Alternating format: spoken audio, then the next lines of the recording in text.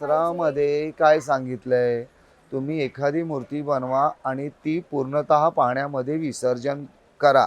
तिला एक हे आहे, मूर्ती घेतली की विसर्जन करणं स्वाभाविकच आहे. हे पहिल्यापासून परंपरागत चालत आलेलं आहे. त्याच्यानंतर लोकमान्य टिळकांनी पण याला मुभा दिली, की तुम्ही सुंदर सुंदर मूर्त्या बनवा, मोठ्या मूर्त्या बनवा, छोट्या मूर्त्या बनवा आणि त्याच्यातनं एकत्र व्हा आणि एक चांगला संदेश भक्तगणांना द्या. हा उद्देश या मागचा होता आणि तोही आजही चालत आहे. फक्त एवढंच झालेलं आहे की प्रत्येकाने जर आपलं स्वतःचं कर्तव्य केलं तर ही विटंबना होणार नाही.